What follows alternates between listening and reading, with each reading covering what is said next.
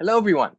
Welcome to the Added Time Football Podcast, where we talk about football. This is our first episode. So if you guys have something you want us to chat about, comment.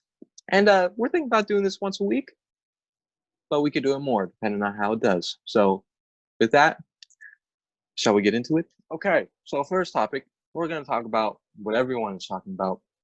Timo Werner to Chesley. Chardell, you being a Liverpool fan and Liverpool being in talks for this guy for quite some time, how does it feel that he is going to a rival Premier League club? Well, I know some fans would disagree with me, but I honestly kind of like the transfer because as a Liverpool fan, I don't really feel like we need any more attacking power. And a club like Chelsea, who they have loads of talent but lack that kind of like that spice. I think Timo Werner is a perfect fit for them, whereas he would be competing for minutes with Salah, Mane, and Firmino, unless we were to change, of course, to a 4-2-3-1. But then that would cause even problems for with a 4-2-3-1. Yeah, so I'm personally happy with it. Kai Havertz is a guy that I feel like we should be looking into instead of Timo Werner, but obviously it's quite explanatory why we were interested in Timo Werner. So it's not that much of a loss, but it is what it is. And me being a Chelsea fan, I cannot be more excited. You can ask him. I mean, this is all I've been talking about. This is like the most excited I've been for Chelsea, in a long time. Especially, it's a steal. Like what Marina has done in the transfer window, or just with our money, it's been incredible. What we get Ziyech for like 35 mil, and now we get Timo Werner for 50 million pounds. Like, it's crazy. Like it's such exciting time to be a Chelsea fan. I think definitely we're getting a little too hyped. Like people are saying we're going to challenge next season, but I think we're closing the gap piece by piece on Manchester City and on Liverpool. And I think that we're probably third best team in the Premier League right now. And I think Timo Werner, he needs to get a little bit better in some areas, but he's super young. And his numbers are unbelievable. Like 33 goal contributions or 30, something like that alone in the Bundesliga, and like 40 plus in all competitions, I think. Like he's doing a mad thing this season. He is doing a mad thing. He's doing unbelievable. And I agree with Liverpool. Like he would be competing with Sadio Mane, but I think that if the Timo Werner transfer went through, it would mean something for Sadio Mane, and maybe the Real Madrid thing. Maybe it's not unlikely if they got Timo Werner, because I think that Timo Werner at Chelsea, I think we should run like a 4-4-2 maybe. That would be really interesting to see, like a 2 up top formation. But with Liverpool, I think they would keep everything the same, and I think that he would play on that left wing that Mane plays. And I think that that's probably a role that we want Timo Werner playing for us, like what Sadio Mane plays for Liverpool. Because Frank Lampard knows the importance of the flanks, and he wants his fullbacks to be very offensive. And that's why he wants Ben Chilwell, and that's why our left back position is something that we need to fill so desperately, because while Alonso is very good at getting forward, his defense speaks for itself. And Emerson is just an average left back. Like, we need someone who's going to cut it. And I think Timo Werner to Chelsea, it's so exciting. It's exciting. I think what was a little bit of bait behind the Liverpool and Timo Werner whole talk is the fact that as a German player to work under Jurgen Klopp with all the success he's had with Germany and in England, it's surreal. But at the same time, with the rich history that Liverpool has, you look at options like Chelsea, Manchester United, and they're clubs that have rich history as well. But not only that, but if you look at Liverpool, we have a German coach, and pretty much most of our staff is German since Jurgen Klopp brought most of his men. And then you go to Chelsea, and it's the opposite. Instead of the staff, it's the players. So I really think that when I was looking at the news, I knew it was either Chelsea or either Liverpool, because that international pool and the leverage that international people have on bringing their own players can really detect, if that's the word I should use. Agent Rudiger. Yeah. For Chelsea, it was Rudiger. For Liverpool, it was Klopp. It was kind of a one-man battle. There wasn't any extras because most of the German players that Liverpool has had have gone, whereas Rudiger, he's staying at Chelsea. He loves it at Chelsea. He seems loyal to the club. So it makes sense to me. Yeah, I think it's just so exciting. And it could help us get, there's like Kai Havertz, maybe, potentially. I was really hyped about it earlier. Like, like last week, I was like, oh my God, we're about to get Kai Havertz too. But I don't think we're any further ahead than any other teams are really in the race for him. Like, we did apparently place a bid for him, but it was low. Like, they're not going to accept, like, what was it, like 50 million, something like that. But that's not about Kai Havertz right now. I agree. I think that the opportunity to play for Jurgen Klopp is very exciting, especially being a young German player, and like the system and how he's improved players, like how he's turned Sadio Mane into like a decent Premier League winger into one of the world's best forwards, and like how he turned Mo Salah, like an above average forward in Serie A, into one of the world's best strikers or forwards, and like how he's turned Bobby Firmino into like a player that we've never seen before, like a forward who goes back and plays defense and can go forward, score goals, assist. Like, it's, I don't know if we've never seen it before, but like it's, like the opportunity to play for Jurgen Klopp and know how much you're going to improve is exciting. But I think also a system like Chelsea, we've lacked that, as you said, spice in the final third, like so much this season. Like, there's been games where we dominated the entire game, like against Newcastle, where Isaac Hayden scored that winner in like the 95th minute or something. Like, we dominated that game. We were so much better than Newcastle, but we just lacked that composure and like that spice in the final third. That's why those Coutinho links were like exciting, because he's a player who can link the midfield to the forwards, and he can score goals and he can assist goals. But now that's kind of over, and now we have Timo Werner, and we have Hakim Ziyech, the left-footed genius, like something that we've missed for a really long time, like a left-footed player, like a really strong left-footed player. And that's going to be really excited. He's going to combine really well with Tammy Abraham, with Timo Werner, with the other wingers like Christian Pulisic, who can make runs. He hasn't really done that a lot this season. He likes to get the ball at his feet and cut inside and do stuff. But yeah, I think Timo Werner coming to Chelsea, playing in an attacking system like Frank Lampard. And I think Frank Lampard is like a tactical genius. He just hasn't had the pieces to necessarily do what he wants, but now he has the funds and everything to do that, and it's exciting. I think with Timo Werner, it makes sense, and he's eager to make the move too. And people are like kind of worried about his recent play in the Bundesliga, but I think he wants to move, and I don't know. It's just, it kind of, not scoring finishes is kind of an issue that he has had a little bit. Like, not really though, because he obviously scored a lot of goals this season. But like, I don't know. Like, yeah, he has had some issues in front of goal, but not nearly. Like, he's still putting away most chances.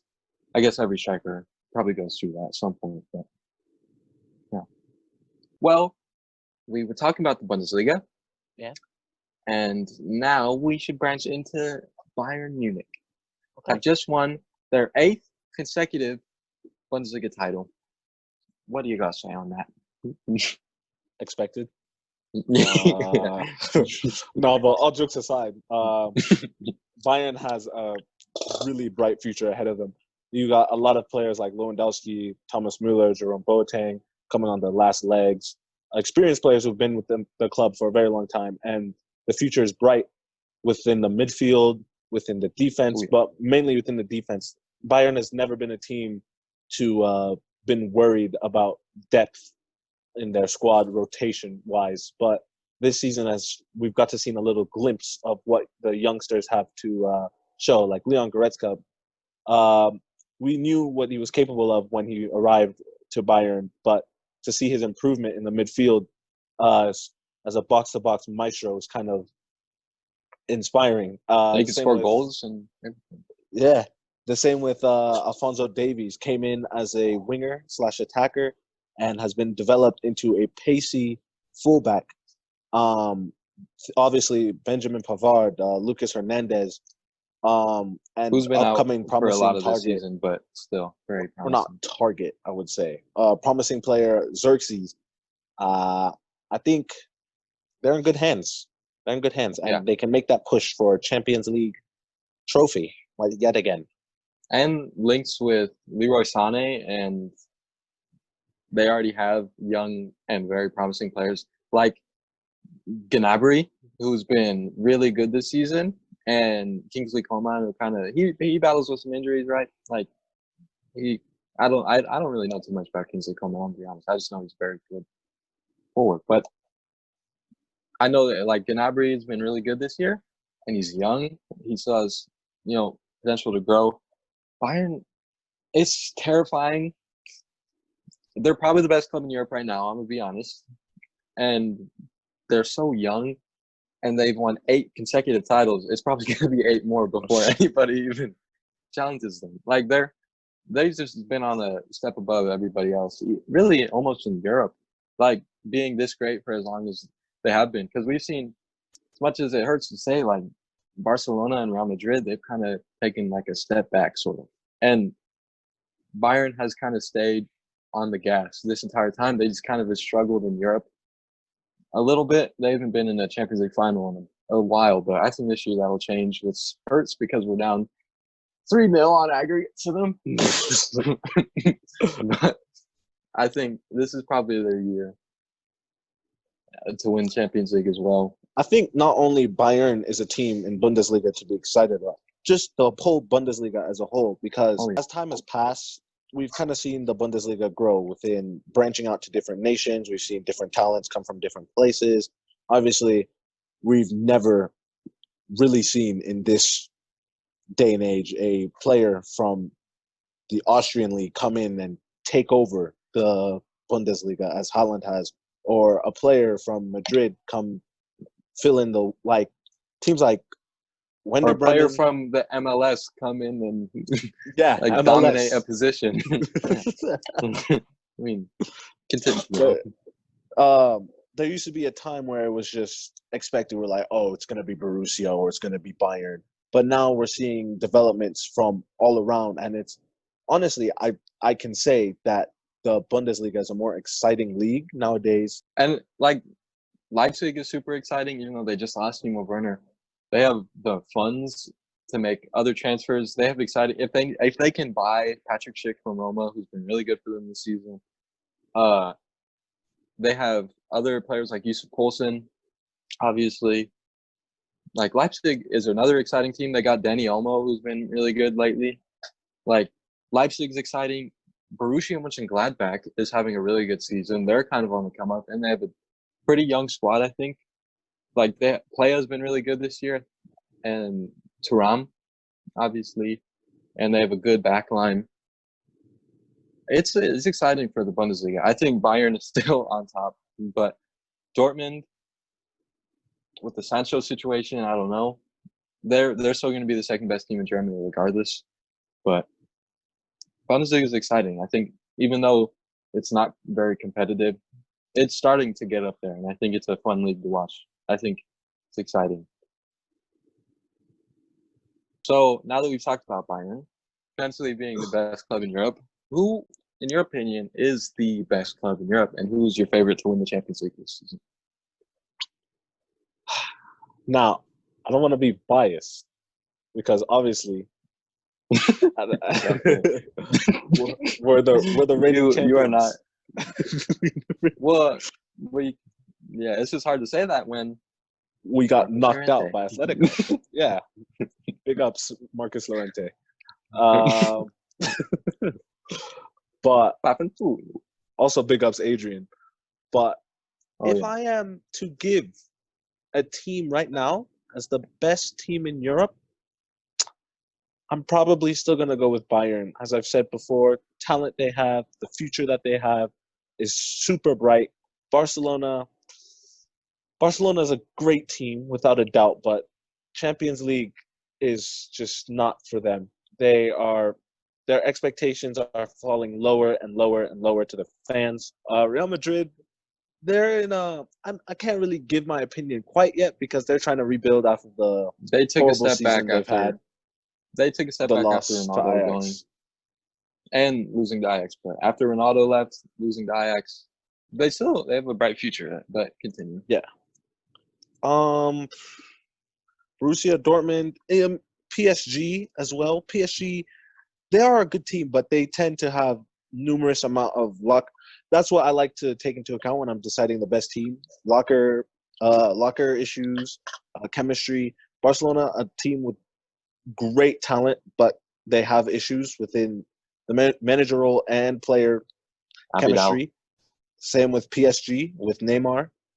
Borussia is kind of quiet when it comes to friction, as well as Bayern. Bayern seems to be a unit. They all have one goal, which is Champions League success. Real Madrid also, they seem very focused and determined to get back in form. So I wouldn't be surprised to see if Real Madrid comes back. But as of now, before I see that improvement, who, in my opinion, Real Madrid is the second best team in the world right now, and I'll put Liverpool third, as much as that pains me to say. But if I have to give a number one, I'll give it to Bayern. Mm-hmm. I agree. I think Bayern's probably the best team in Europe right now. I think they showed that just dominating Chelsea, who after that actually got in really good form, and we beat Liverpool and then beat Everton, both clean sheets. Kepa started to look really good. We're not talking about Chelsea. I think Bayern's probably the best club in Europe. I think Real Madrid's also having a tough season. Still, maybe not as bad as they did have, but they're still kind of. I wouldn't put them in number two. I think Liverpool's still Liverpool. It shows in the Premier League how great they're doing, and plus Real Madrid's in second behind Barcelona, who is also having struggles. But I think the second best club in Europe, I'm going to give it to Liverpool. And that's weird, me putting the Liverpool above halfway to Liverpool. And I'm going to put PSG at 3. Even though they always struggle when it comes to Europe, they did their thing against Borussia Dortmund. They're going to keep on going. That was a hard matchup, especially for round of 16. But they did their thing. I think PSG is probably number 3. Just because of the talent they have. If they don't choke this year, like they are so used to doing, then I think they probably can challenge for Champions League too. I'd like to see like a PSG Bayern final. I think that'd be really fun to see. But Real Madrid, I'd almost put, I maybe put them above Barca, but Barca's also outperforming them in the Liga. So, and obviously with Man City, they're in a rough patch, but I'm happy about it, and I'm guessing you are too. I am. Yeah, I'm very excited. Yeah. Now that we have talked about Man City, we'll talk about the Premier League. Obviously, you're excited about the Premier League because Steven Gerrard slipped. That was.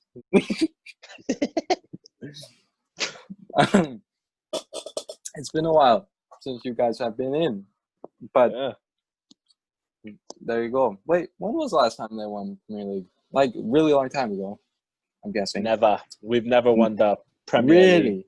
We've won before the Premier League and before the 90s. Yeah. Well, but we've done it.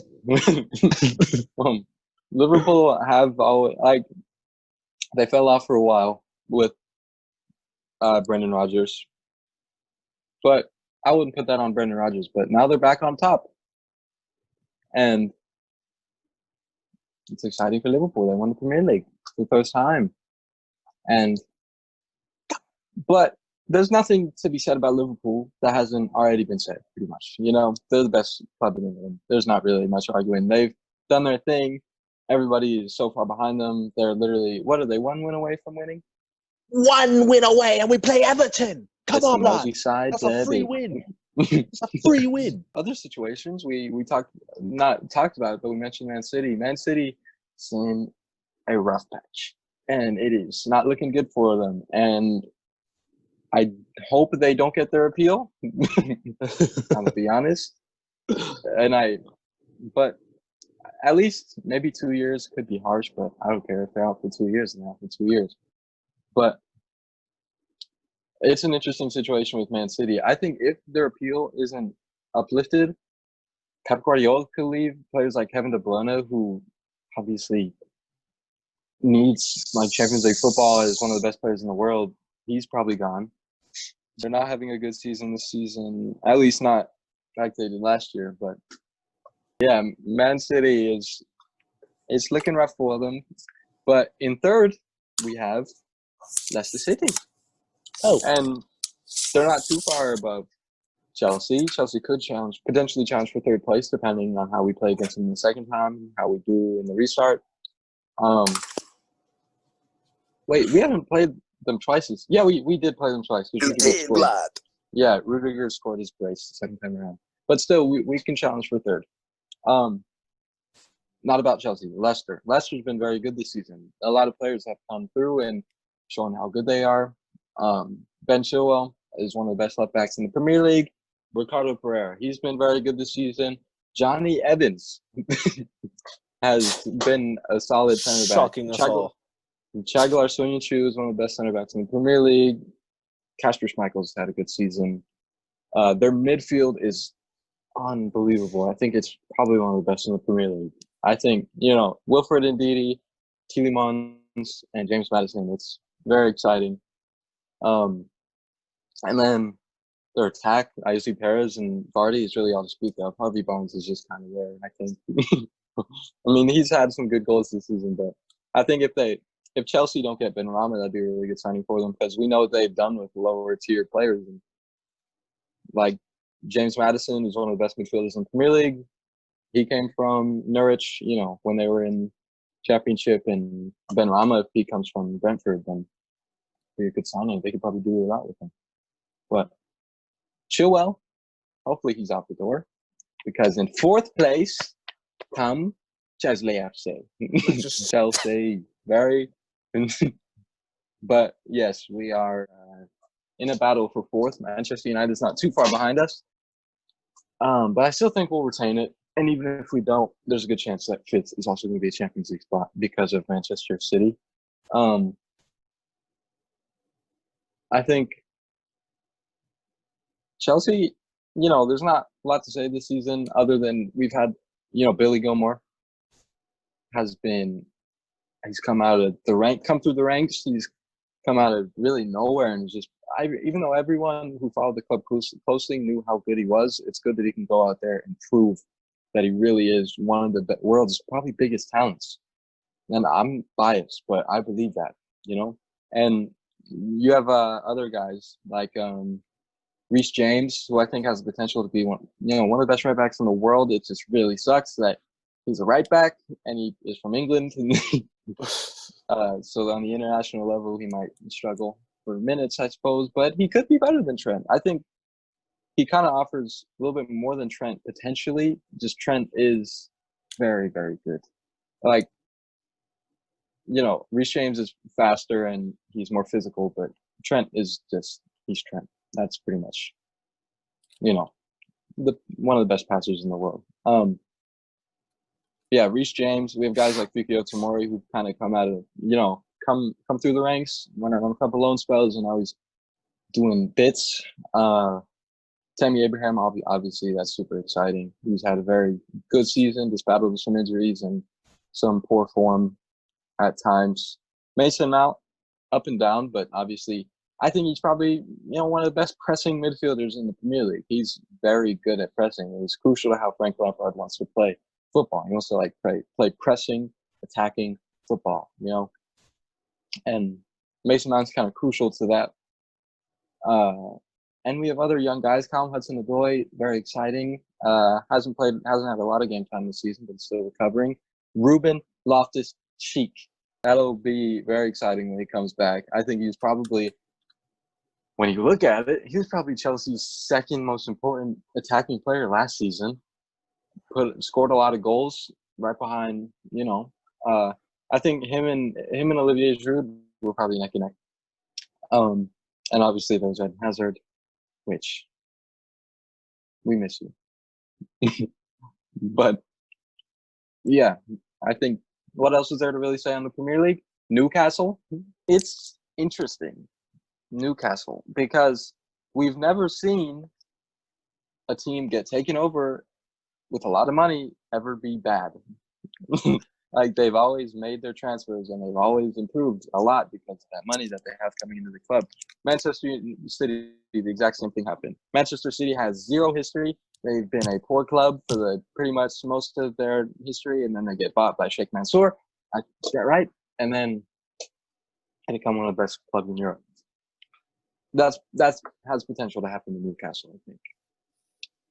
They just got bought by like the Saudi Arabian Public Investment Fund or something, and it's like worth $300 billion or something. I think they're like the richest club in the world now. I don't know.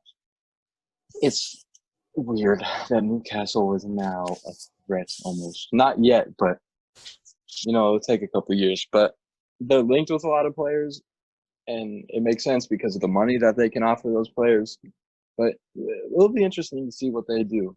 I think they're a club to watch, and it'll be good to get some. We've been getting a lot more competition from outside the top six clubs, and we've seen some clubs in the top six fall, like Arsenal, and now Tottenham, who's in 8th, I think. Like, we've seen clubs outside the top six come up and start challenging, like Leicester, Sheffield United. Very exciting to see. From championship to challenging for Europa League football. Obviously Wolverhampton. That's Newcastle. You have anything to say on Newcastle? The future is bright, not as bright as Bayern's or anything, but to be a mid-table team, I mean, no, not maybe. I know for a fact. With the prospects like Saint Maximin Jolinton, who's been poor this season, but I believe with the right pieces around him, One goal. With the right pieces around him, I feel like he can pick up his form.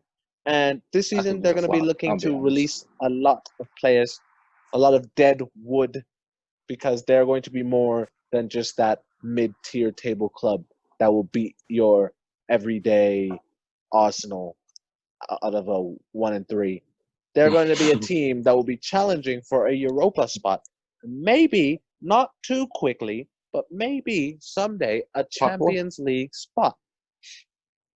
Obviously, they've been linked with some of the biggest names in Europe, like Cavani, big name on a free. Meunier on a free. On a free. They have the money to get. Yeah. And one that makes me extremely happy because I would love to see him go there. Coutinho. Even Could you Gareth imagine? Coutinho on Newcastle. I would love it. I would go absolutely ballistic. I think players that they should keep are their captain, Jamal Lascelles. I think, they should keep him. I think with good defenders around him, he'd be a very solid center back. Dubravka, who's been one of the best goalkeepers in the Premier League the past couple seasons, I think. Very worth keeping. Yedlin is okay. Jetro Willems, he's on loan, but they can buy him. I think he's on loan from Frankfurt, I'm pretty sure. They need a goal scorer for sure. I think they should keep Jonjo Shelvey. I think he's actually an all right player. It'd just be weird seeing a midfield combo with like Jonjo Shelvey and Coutinho. But I mean, he's still a solid player. Newcastle for them. If you're a Newcastle fan, that's probably the best thing that could have happened. Because their owner before, I think people didn't like him very much. But Newcastle. It's weird. But Chelsea FC. As we said, very long time ago. It is very exciting times at Chelsea. We have a lot more money than other clubs have at this time to spend money because of players. We haven't really sold any. I mean, not we haven't bought any players because of the transfer ban. We've sold quite a few players, and we're potentially going to sell even more players. I hope, like Michy Batshuayi. Hopefully, we can get Bakayoko out. But it's very exciting times to be a Chelsea fan. And we were talking about it earlier. We've brought Timo Werner in. We got Hakim Ziyech in February. I think it was February. That's a very exciting transfer.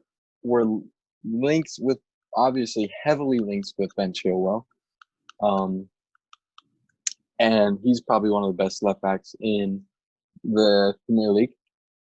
I think, but what a lot of people aren't talking about is what's leaving Chelsea, because Willian and Pedro, who have done so much for the club and are legends for our club, honestly, they're gone, and there's nothing we can really do about it. I mean, I think, with Pedro and Willian leaving, it's a position that needs filling, because although we have Ziyech coming in, we have Timo Werner coming in, who can occupy the wings. I think it might be good to fill in one more spot. I think, and we have players linked to the club like Saïd Benrahma, who Chardel really likes. Chardel has liked him for a while. Benrahma, who, if you look at it, he'd be a rotational winger with Callum Hudson-Odoi and maybe Christian Pulisic, but I think Christian Pulisic should get a lot of game time next season. We should find a good rotation, good formations to use our players in, because we know Frank is very experimental. We know he likes to play multiple formations, and we're probably going to see some sort of two-striker setup next season with Tammy Abraham and Timo Werner. I think Timo Werner plays really well off of another striker. I think rather than playing on the left wing, I think he played really well as like a left striker with Tammy Abraham as someone who can hold the ball, and Timo Werner can make runs. He can get those chances that he got at Leipzig. And when you look at it, even though they might not play extremely similarly, Yusuf Poulsen and Tammy Abraham, they're both big strikers. I think, Timo Werner can definitely play off of Tammy Abraham. And I think we can get other players worked in, like Christian Pulisic, who's been excellent this season when he's been healthy. Callum Hudson-Odoi, who was very good last season. We haven't seen a lot of him this year, but even when we have, he's pretty solid. I think winger rotation is probably set. Maybe we bring in one more guy like Benrahma. But it would be good if we can get one more guy in the attack, and that's why the prospect of getting Kai Havertz is so exciting, because he is someone, he provides everything, He can score goals, he can assist goals, he can play so many different positions. He can play as a second striker, he can play just as a number 9. He can play number 10, obviously, even go as far back as playing a number 8. He can play on the right wing. It's pretty exciting if we manage to pull that off. He seems like he'd be the perfect heir to Thomas Muller. But anyways, what do you have to say about Chelsea FC? I think Chelsea have the potential to probably be the best team in Europe within the next 2 years.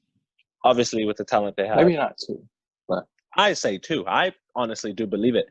With the leadership, oh my God, I almost said Frankfurt. With the leadership Frank Lampard brings to the table, there's not a single player that I can think of at this moment, whether he be from Germany, whether he be from Belgium, whether he be from England. I don't know a single player who wouldn't want to play for such an iconic midfielder such as Frank Lampard, especially one who is not only smart as a player on the pitch, but also as a manager has shown he's tactically smart, bringing a Derby County team in one season from mid-table to relegation team to a playoff semifinals team that almost made it to the Prem in their first year under Frank Lampard's leadership. And Frank Lampard's first season as a coach. Yeah.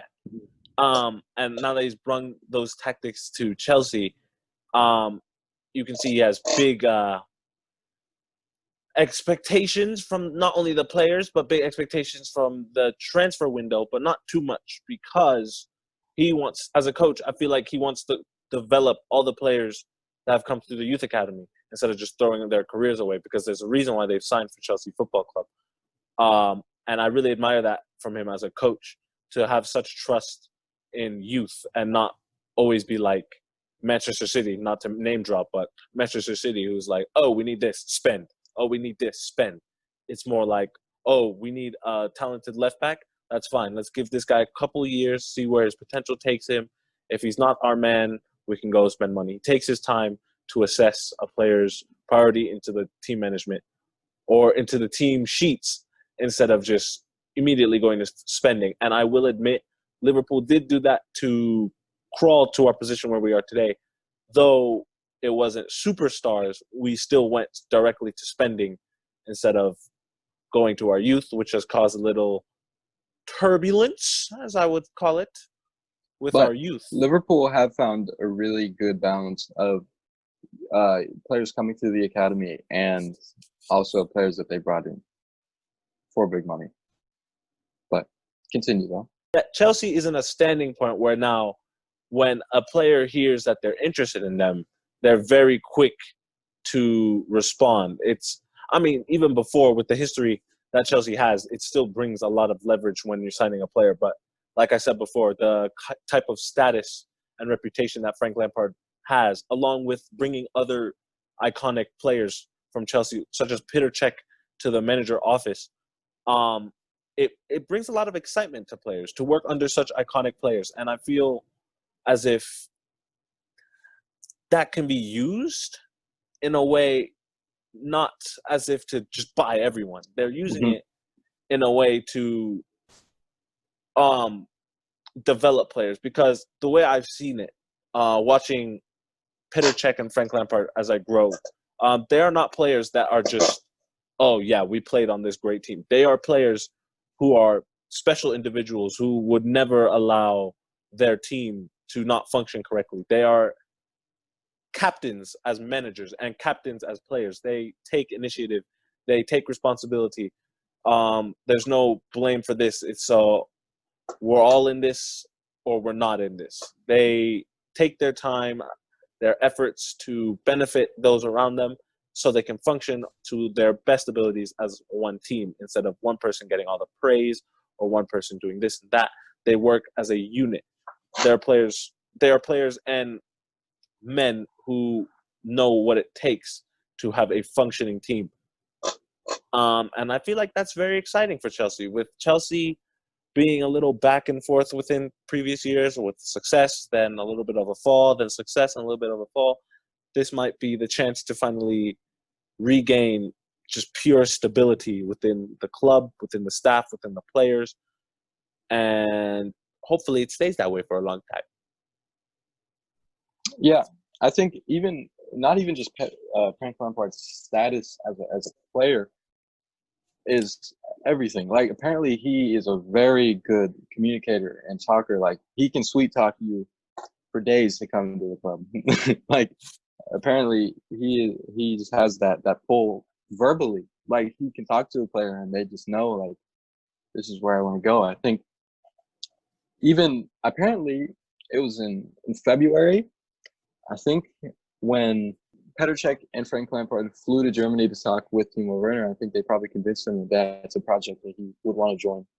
And I think that if we can find a balance, just like Liverpool has done a little bit, between players that we bring into the club and players that we have brought in through the youth academy, developed through the youth academy, then it would just be such like a feel-good factor as a Chelsea fan. And it'd be very exciting, because we haven't talked about Ben Chilwell too much.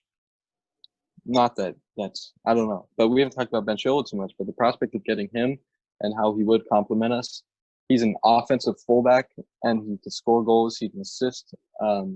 He'd be a really good player on the opposite side of Reece James, who's another player that can get forward, combine with the attack. A really good passer, he can assist. I think it's really exciting to be a Chelsea fan right now, and we're doing a madness. We're doing a big thing right now. Last topic, we talked about Chelsea, and now we move on to your club, Liverpool. I'll start off what I wanted to talk about with you is that apparently one of the big reasons why they didn't go in for Timo Werner is because they don't have funds. And that I think that's very interesting because every team is really struggling from this coronavirus situation. But Liverpool, it appears, is struggling just as much as everybody else. And I don't know, maybe you wouldn't expect that, but they maybe weren't even able to put 50 million in for Timo Werner. But you're a Liverpool fan, so this is your time to shine. My time to shine is a very drowsy time to shine because I won't lie to you. I don't know where our funds went because we are a team who have been very quiet in spending since we've established ourselves as Champions League contenders and even Premier League contenders. We bought Minamino for 10 million, maybe even 8 million. We've been rumored for Sancho for such a long time. I don't see it happening. The Timo Werner thing, I just feel like as a team, I feel like we do have funds, but at the time, his release clause is a fund that we are not willing to go that deep in for, which is, in my opinion, is strange because Timo Werner is a player whose release clause to be as low as 50, 60. Probably half the price of he would actually go for on the regular market. Which is crazy, which leads me to think that nothing, apart from, this was just nothing but rumors. But at the same time, we've heard that they've talked to Jurgen, they've talked to the staff. So I really just don't see why we wouldn't be able to pay for Werner's 60 million, 50 million release clause, but we're interested and we're preparing a bid for Havertz, who's going to probably be just around the same price. More expensive, probably 20 mil. Than Werner. And that was just Werner on a release clause. I'm pretty sure Werner, without a release clause, would be 91 million. 90, 100. It's just, I don't know. Financially, there's no reason for us not to have finances for the transfer fund, at least that I know of. But I say it's a blessing in disguise because, honestly, I like the team we have now. I feel like as a Liverpool fan, we need to put more trust into the player that we've bought literally 3 months ago, who's gotten 3 months to shine before the whole corona outbreak.